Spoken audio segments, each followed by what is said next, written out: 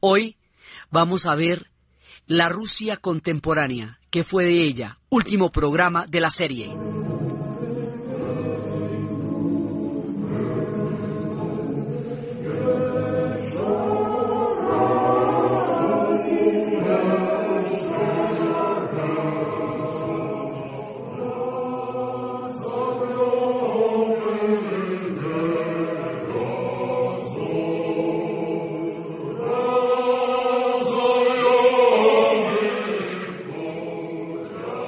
La vez pasada estábamos viendo el complejísimo tema del Cáucaso y cómo se juntan una cantidad de antiguas leyendas, nacionalidades, problemáticas, pertenencias e historias en ese rincón de Rusia y en ese rincón de Turquía y en ese rincón del mundo, y cómo eso había de generar la última de las guerras que ha librado hasta este momento Rusia, que es la guerra de Chechenia.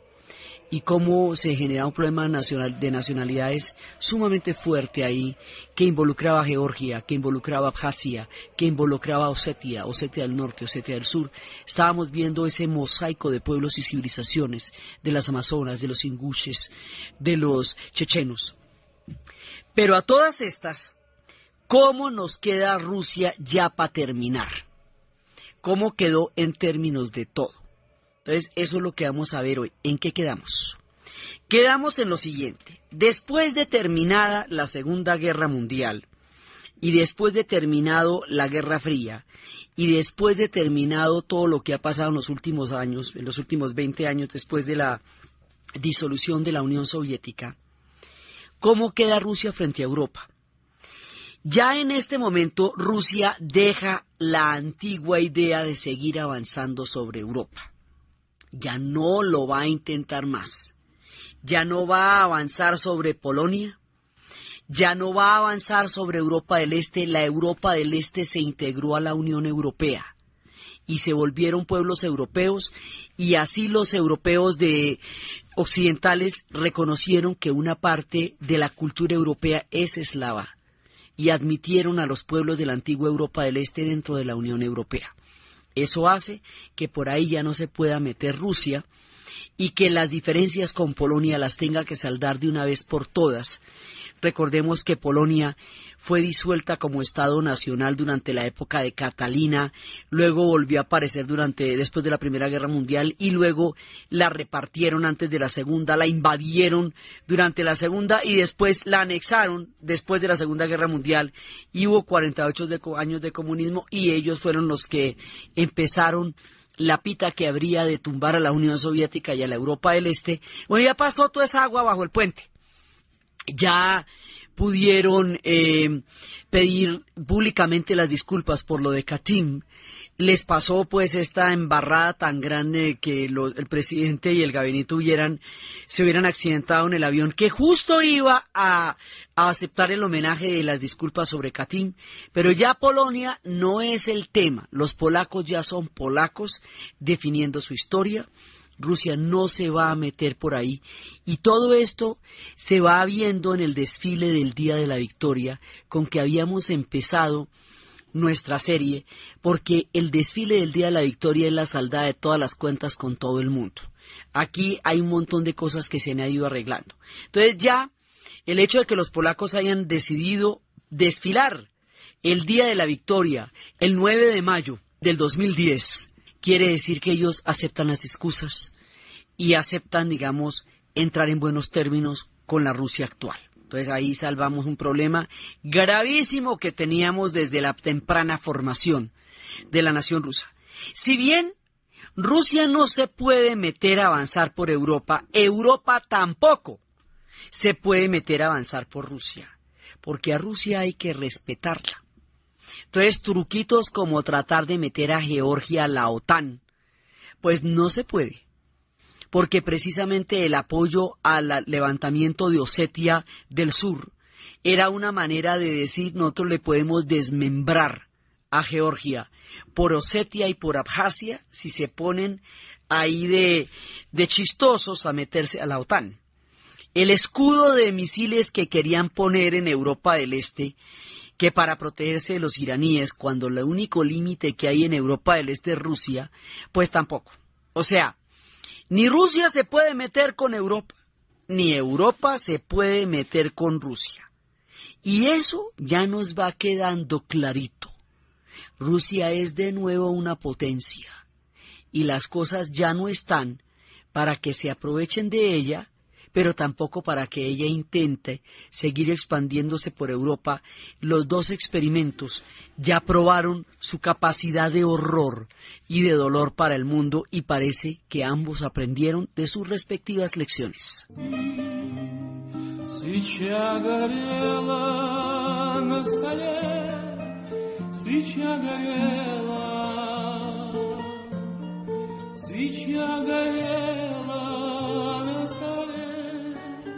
Свеча горела, как летом рой машкара летит на пламя. Las relaciones con Alemania al fin se componen. Así que la pelea de los eslavos y los germanos, que abarcó todo el siglo XIX y todo el siglo XX, y que llevó al drama tan terrible de las dos guerras mundiales, se conjura porque los alemanes en este momento ya no ven en Rusia un enemigo, ni los rusos ven en Alemania un enemigo, sino que ven a un excelente socio de negocios, con una gran cantidad de oportunidad de inversión, mientras que las relaciones de Alemania con Europa también variaron, porque Alemania es la que ha venido sosteniendo todas las crisis económicas que han surgido en la Unión Europea en los últimos años, a base de sus impuestos. Entonces ellos han sostenido la crisis portuguesa, la griega, la española, y en última les parece que descargan sobre ellos el peso de cualquier deficiencia de la economía europea, y que ellos en Europa son los Paganinis, mientras que con Rusia son unos buenos socios de inversión. Entonces los alemanes están dirigiendo su mirada hacia los rusos en busca de perspectivas económicas que se les antojan bastante prometedoras, con lo cual estos pueblos que habían tenido semejante problema tan grande y la guerra más aterradora que el mundo hubiera vivido jamás, ahora pueden llegar a ser perfectamente excelentes clientes los unos para los otros, grandes socios de negocios.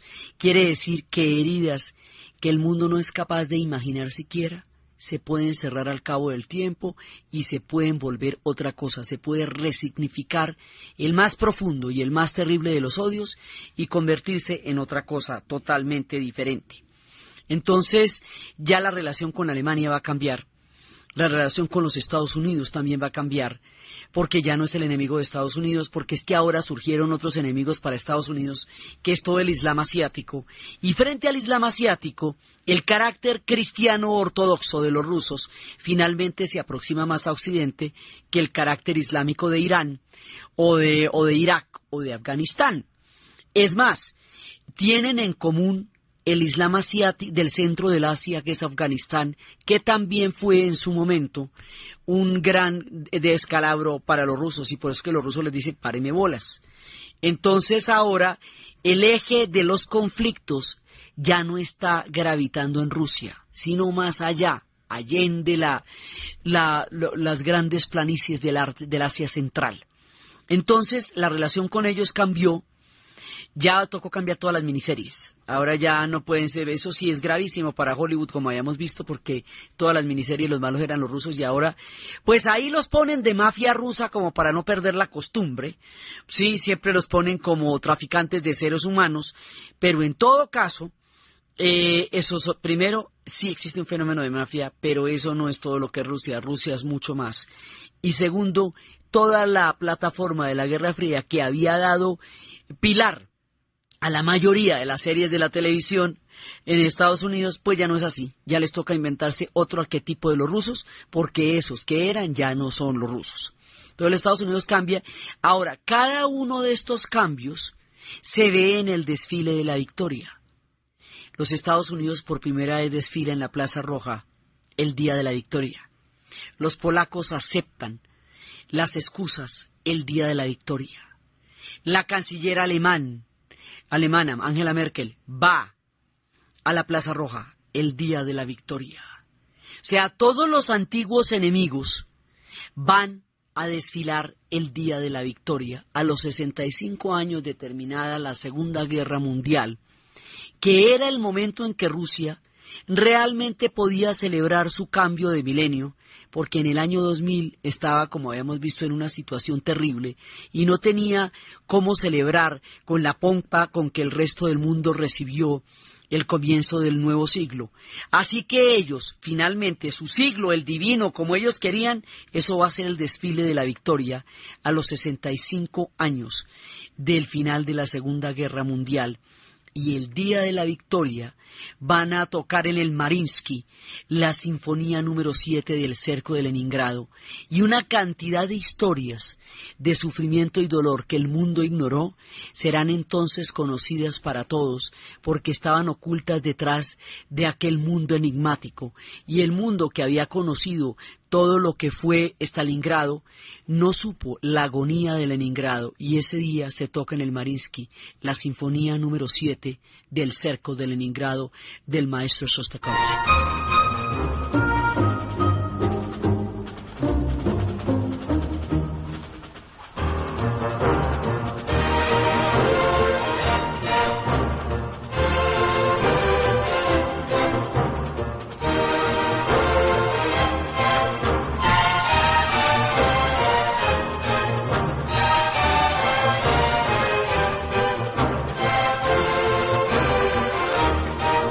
En ese desfile, donde ellos, digamos, muestran su apertura ante el nuevo siglo y a la vez el orgullo de toda su historia, el tamaño de su dolor y el tamaño de su heroísmo, los soldados cantaban por las calles la Katusha, mientras el pueblo los recibía con adoración.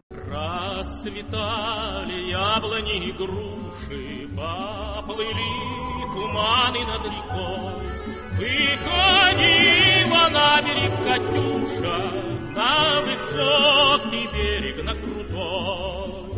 Выходила на берег Катюша, на высокий берег, на крутой. Así recibían ellos realmente el siglo como querían. Ya el 1 de mayo no significa lo que significaba ahora.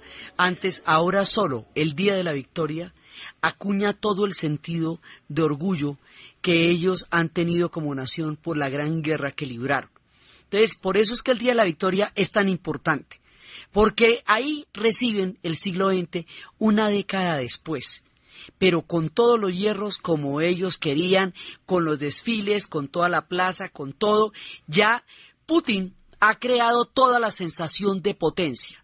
Habíamos pasado de Gorbachev con las reformas, a Yeltsin con el capitalismo, a Putin con el recuperar el sentido de potencia, y a Medvedev como una continuación de la línea política de Putin. Algunos dicen que él es que Putin sigue en el poder, los rusos dicen que no, pero la línea sigue siendo la misma. O sea, Rusia se perfila a ser potencia, y de todas maneras en esa ceremonia había solemnidad, perdón y una proclama. Rusia, señores, ha vuelto a ser una potencia. La crisis ha pasado, los años más duros quedaron atrás, y estamos de nuevo sobre nuestros pies, y el mundo nos verá de nuevo con el respeto, ya sin el terror, pero sí con el respeto con que nos ha visto a lo largo de nuestra historia. Ese es el mensaje del Día de la Victoria. ¿Eso qué quiere decir? Además, bueno, separatismo no vamos a tolerar. El tema de Chechenia mostró con horror lo que significa para ellos enfrentar un separatismo, y eso, digamos, es una latencia. Puede surgir o no, pero es una latencia. Ya el papel civilizador en el Asia, con China como potencia, ya no les corresponde a ellos como creían que era su destino manifiesto en otra época. Están ocupados de su propio tema y los demás miran a ver qué hacen. Entonces, por un lado, ahora Rusia se abrió al turismo, y al abrirse al turismo, el mundo la pudo ver. A Rusia no la habían podido ver, primero porque en el siglo XIX esa vaina quedaba lejos, a muchos hielos de distancia. O sea, el único que se había hecho el vuelto hasta allá era Napoleón, y mira cómo le fue. Entonces después En el siglo XX, durante la era del comunismo, a usted no le sellaban el pasaporte, porque si le llegaban a sellar el pasaporte no podía entrar a los Estados Unidos, entonces le tenían que dar un papelito verde y usted no podía botar el papelito verde bajo ninguna circunstancia, porque si no, no podía salir de allá.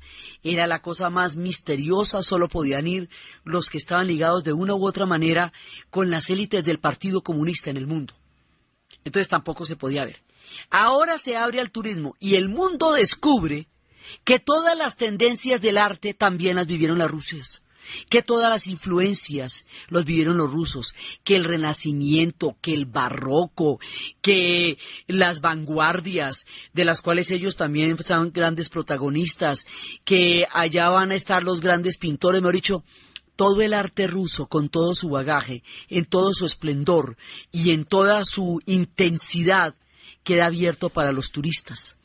La Iglesia Ortodoxa es lo primero que ven ahora. ¿Qué se ve en el turismo de Rusia? Las basílicas, la sangre derramada, la Iglesia del Cristo Salvador, que ellos pidieron erigir en los días de hambre, en lo que a Stalin había convertido en una piscina pública, y que ellos querían que volviera a ser la iglesia que había significado la derrota contra Napoleón. Miles y miles de muchachos y muchachas están entrando a los monasterios en un fenómeno religioso sin par. La fe renace en todos los rincones y el mundo contempla con asombro, en la era de la incredulidad, el fervor con que la religión ha regresado a Rusia y con que los íconos hoy la representan. Los souvenirs que se traen de Rusia ahora son íconos religiosos absolutamente hermosos y huevos de paz, esos huevos sagrados de la artesanía de ellos, pero fundamentalmente íconos. Se escuchan las campanas de las iglesias, los viejos coros y toda la historia de una religión que durante 750 años acuñó el destino de Rusia, que le dio origen, que la cohesionó, que la volvió la heredera de Bizancio y que es hoy uno de los pilares fundamentales de la estructura actual, se señorea en todo su esplendor, en la belleza de las basílicas y en la profundidad de su fe.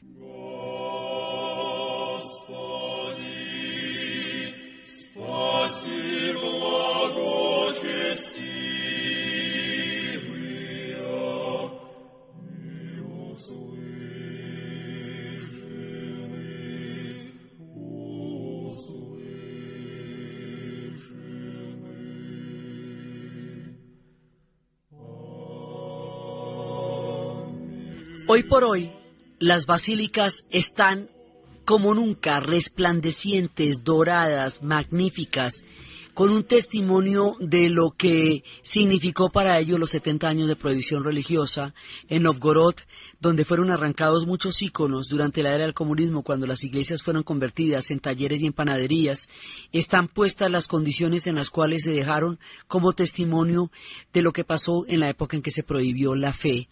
Así que se cuentan esas historias. Con la recuperación de la Iglesia Ortodoxa, se recuperan los zares, por el papel que los zares juegan como cabezas de la Iglesia fundamentales. Entonces toda la historia de Catalina, de Pedro, de los Romanov en general, desde Miguel hasta Nicolás II y la zarina y toda la familia y toda la historia de ellos, que durante la revolución habían sido vistos como unos traidores y como los que entregaron su pueblo a una guerra imperialista, ahora ven como santos, divinos y sensacionales. Y todo el mundo quiere saber de Pedro, y todo el mundo quiere saber de Catalina, y todo el mundo quiere ver el ámbar, la malaquita, el palacio de Peterhof con sus fuentes doradas, y el palacio de Catalina del azul intenso, y todas las joyas, y se dan cuenta que Rusia es como Europa, pero más grande, con las joyas de Europa, pero más, con el lujo de Europa, pero más imponente. Cuán impresionante, cuán monumental fue esa Rusia de los zares, esa leyenda de los zares y toda su corte imperial y el boato que llegaron a tener fascina al turismo que va a mirar a la Rusia actual con la colección de joyas del Kremlin, que rivaliza con bastante ventaja sobre la colección de las joyas del palacio de la Torre de Londres. O sea, la cosa aquí es del otro mundo. La gente no imaginaba cómo era de esplendorosa Rusia, cómo era de magnética, de poderosa, de imponente, porque la austeridad de la era comunista y toda la cobertura ideológica que revestía de esta historia la hacía muy poco visible, acaso opaca, para mostrar la magnificencia que hoy lucen con un orgullo impresionante y la recuperación de toda su historia. Entonces, por un lado eso. Ahora, ¿quiénes son los encargados de mostrarnos la nueva Rusia? ¿Quiénes nos van a atender cuando vamos a verlo? Los jóvenes. ¿Por qué? Porque si bien es cierto que todos los que hemos vivido y toda la gente que ha vivido la revolución tecnológica de la informática, del microchip, de las redes sociales, del iPhone, del iPod, guarda un asombro increíble ante los vertiginosos cambios de la tecnología y ha tenido que remontarse en una era que se abre ante sus ojos, habiéndola visto nacer en los almacenes. ¿Cómo te parece a aquellos que nunca supieron que nada de eso existió, que se les cae toda su forma de vida y que no entienden ni el capitalismo, ni la modernidad, ni la informática? Quedaron los antiguos rusos de la era comunista a un abismo de distancia de la nueva era que nacería del 86 en adelante. La brecha generacional es histórica. Por lo tanto, los jóvenes son los encargados de tomarse en las manos la nueva Rusia, porque ya son una generación globalizada que puede entender la naturaleza de los cambios simplemente porque nació en ellos. Una nueva demografía nació. Habíamos visto que durante la época de la crisis, durante casi más de una década no nacieron niños, un bache poblacional que ahora se llena con una gran cantidad de muchachitos, y los jóvenes que alcanzaron la adolescencia y la juventud después de la perestroika son hijos del cambio, de la nueva Rusia. Ellos no pueden ni siquiera imaginar cómo es la Rusia comunista de sus padres. Todo aquello quedó atrás. Ellos revisten de modernidad y de universalidad esta nueva Rusia. Son ellos los encargados de manejarla, porque los otros ni siquiera van a tratar de entenderla. Simplemente la delegan en la mano de los nuevos jóvenes para que ellos se relacionen con el mundo en transformación y en la era de la globalización.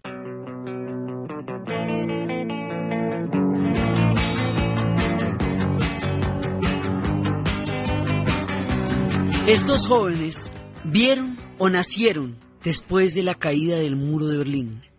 El mundo vio caer el muro de Berlín y vio disolverse la Unión Soviética y cambiar por completo el orden de la historia y terminar el siglo XIX y el XX y entrar en unos niveles de transformación impresionantes. Esto que el mundo vio, esto que estremeció todo el planeta Tierra, los rusos lo protagonizaron.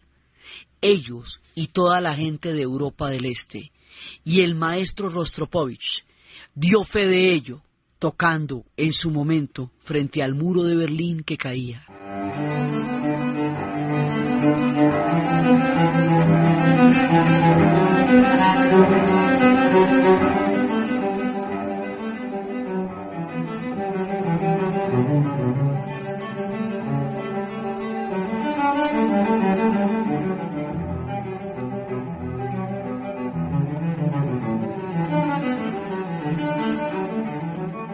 Con su arte clásico, sorprenden al mundo en su capacidad infinita de heroísmo y de profundidad y de sublime manera de manejar la historia.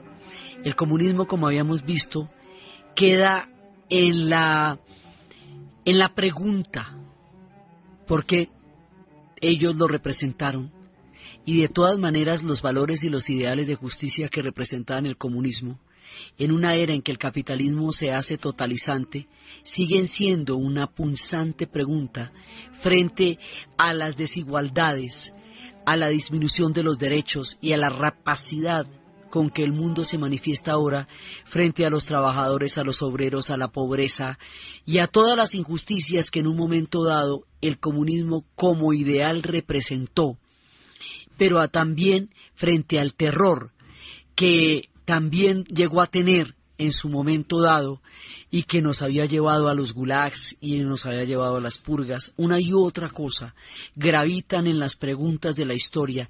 El Glasnost nos hace ver todo esto en su dimensión y el capitalismo llega y la democracia también. Y al principio ellos no entienden el capitalismo, no entienden el valor del dinero ni nada de eso, pero poco a poco se van adaptando. Una vez que tengan plata, que se recuperen y que pasen los días más terribles, entonces en el año 2008 ellos hicieron y ganaron Eurovisión y organizaron el festival en el 2009 y botaron la casa por la ventana en una celebración impresionante. Empezaron a meterse en los premios de Fórmula 1, empezaron a meterse en el concierto del mundo. En el 2014 van a ser la sede de los Olímpicos de invierno, lo cual es una maravilla porque cuando hicieron las Olimpiadas en Moscú, Estados Unidos la boicoteó por la invasión a Afganistán. Y a la siguiente Olimpiada ellos boicotearon a Los Ángeles por el boicot a la Olimpiada de Moscú, así que todavía no han tenido una Olimpiada como Dios manda. Esos van a ser los Olímpicos del 2014. En el 2013 van a ser la sede del Mundial de Atletismo. En el 2018 van a ser ni más ni menos que la sede del Mundial de Fútbol. Es decir, entraron de lleno en el concierto del mundo, en pleno ejercicio de la historia, que desde Pedro se estaba intentando hacer con el mundo europeo y con el resto del mundo, desde Pedro el Grande. Entonces, ellos han resuelto ya muchos problemas, muchos de sus antiguos dilemas. El tema de la fe ya lo resuelven con el resurgimiento del ortodoxo. El tema de Polonia ya lo resuelven, el tema de Europa ya lo resuelven, las heridas de la guerra. Hoy son motivo de orgullo, pero ya no un motivo de odio. O sea, han ido curando muchas heridas a lo largo de la historia. Se recuperaron, son una potencia. Y esa potencia la ratifican a través de la adoración viva a su historia, a través de las estatuas de Cirilo y Metodio que llevaron al mundo el alfabeto cirílico, a través del cine de Tarkovsky y las películas de los grandes cineastas rusos, desde Eisenstein en su época hasta las películas de Solaris y todos aquellos, y el nuevo cine ruso que muestra todas sus nuevas problemáticas. Por este programa pasamos por los grandes genios a lo largo de toda esta serie que dura casi 10 meses contando la historia de un pueblo que nació en el año 900. Vimos a Tchaikovsky y su grandeza del Lago de los Cisnes.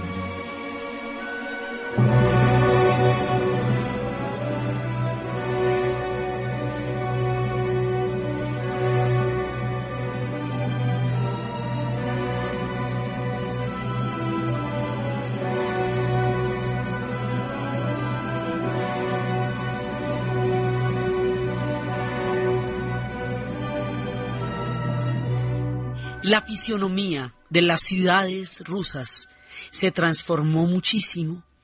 Hoy ya no existe Leningrado, sino San Petersburgo.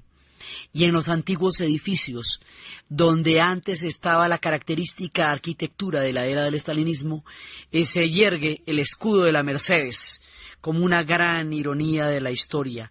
Centros comerciales de un nivel de lujo que ni siquiera se encuentran o solamente serían comparables con los que se puedan encontrar en Qatar y en los Emiratos Árabes, totalmente hechos de mármol, que en una mezcla de paradoja, casi de dolor, por lo que costó la idea para este pueblo y que ahora se reviste de unos lujos impresionantes, que por otra parte eran los que ellos solían tener durante sus épocas pasadas. La gente de la nomenclatura se volvió empresaria y algunos se volvieron mafiosos y su mafia dio nueva beta a las miniseries, pero es parte de los fenómenos que se van generando. Se volvió a dar una diferencia de clases sociales que no había existido durante la Revolución y que ahora se nota en la época en que empiezan a ser ricos, pero también existe una gran clase media y también sigue siendo un pueblo muy intelectual y un pueblo con un bagaje cultural muy alto, como siempre lo han tenido. Entonces, ellos se van transformando, se van cambiando, van mutando con una velocidad increíble. Y a lo largo de todas estas historias conocimos toda clase de leyendas, porque Rusia ha generado muchas leyendas. Conocimos historias de cosacos, conocimos historias de gitanos.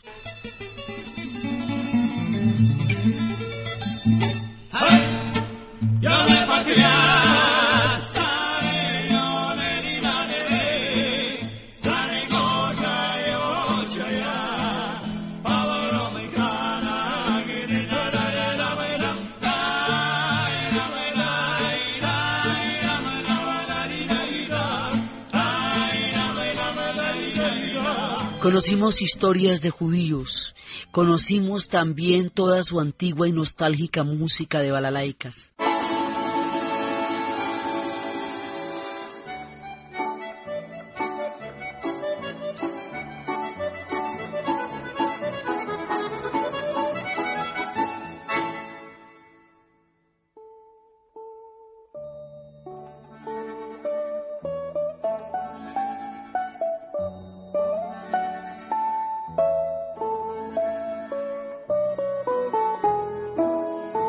A lo largo de este programa pasaron los grandes genios de la literatura. Pasamos por Tolstoy, Dostoyevsky, Alexander Pushkin, Turgenev, Gogol, Nabokov. Pasamos por todas las grandes obras maestras, Crimen y Castigo, Ana Karenina, Resurrección, los cuentos rusos de Pushkin. Pasamos por toda la gran literatura de la literatura moderna, Solzhenitsyn. Pasamos por grandes dramas, La Guerra y la Paz, de Tolstoy. Todo esto pasó ante nuestros ojos, personajes inolvidables, Raskolnikov, todos aquellos que poblaron el alma y pueblan el teatro ruso, todo ese teatro ruso de Chekhov con su tío Vania y sus historias de mi vida, el diario de un provinciano. Pasaron los pintores, Kandinsky, Malevich, Chagall, todas las vanguardias, pasaron los poetas, los grandes compositores, Tchaikovsky, Rubinstein, Rimsky-Korsakov, Prokofiev, pasaron todos los grandes, Rostropovich, todos los grandes compositores. Hoy por hoy todo eso está en las calles. La tabla periódica de Mendeleev en las calles de San Petersburgo, la estatua de Pedro el Grande, el crucero Aurora que dio la señal luminosa para que Lenin y Trotsky se tomaran el Palacio de Invierno, convirtiendo la Revolución de Febrero en la Revolución de Octubre. Así pasan por todas partes. Está la estatua gigantesca de Dostoyevsky a la que le llevan flores en el Día de la Victoria y diariamente. Están los que hicieron el alfabeto, están los desechados en el Museón, Dzerzhinsky, Stalin y todos aquellos que cayeron durante el tiempo de la perestroika, pero están todos los grandes, está toda la gente que los ha hecho a ellos poderosos y la memoria de su historia les da toda la fuerza. Por eso está en las calles, en los cementerios está Yuri Gagarin, Raisa Gorbachev, están los héroes del espacio, está toda la gente que les dio a ellos la grandeza, desde la carrera espacial hasta los grandes atletas, todo aquello, los payasos, el circo ruso que la gente lo sigue viendo con el amor y con la maravilla con que siempre lo ha querido, los ballets, el Bolshoi, los grandes teatros. Y a lo largo de esta serie lo que nos damos cuenta es que este es un pueblo con un arte colosal y lo que ellos le han dado al mundo en materia de música, literatura, poesía, arte, vanguardias, circos, historias, leyendas, imaginación, es inagotable. Hemos transcurrido una serie bastante extensa contando historias desde los cosacos, desde Iván el Terrible, desde Nicolás, pasando por Alejandro y lo que van a ser las estaciones del metro de Moscú con su monumentalidad gigantesca, el gran museo del Día de la Victoria, donde el Museo de la Victoria, donde están las lágrimas que se derramaron durante la Segunda Guerra Mundial, todas las historias plasmadas en el cine, en las calles gigantescas de Moscú, en la belleza gélida, impresionante y conmovedora de San Petersburgo, con la joya de todas las joyas, el Museo del Hermitage, donde está el arte mundial y la mejor parte de la obra de Matisse, 11 Rembrandts y toda clase de tesoros inimaginables para el mundo antes de que Rusia se abriera a la mirada atónita de quien no puede terminar de concebir la maravilla que este país ha legado, es y está viviendo ante la historia, en una época en que una nueva era se abre ante sus puertas con todo el legado que dejan atrás y todo lo que tienen para mostrarnos de lo que hemos vivido y amado, de esta complejísima, impresionante, melancólica, heroica alma rusa, a través de la cual hemos transcurrido durante todo este tiempo, buscando sus enigmas, sus paradojas, sus heroísmos, sus errores, sus aprendizajes, sus grandes momentos, sus terribles caídas, su forma de levantarse, la forma como son capaces de superar las dificultades más grandes y volver a ver los soles de la historia cuando se les han ocultado por completo.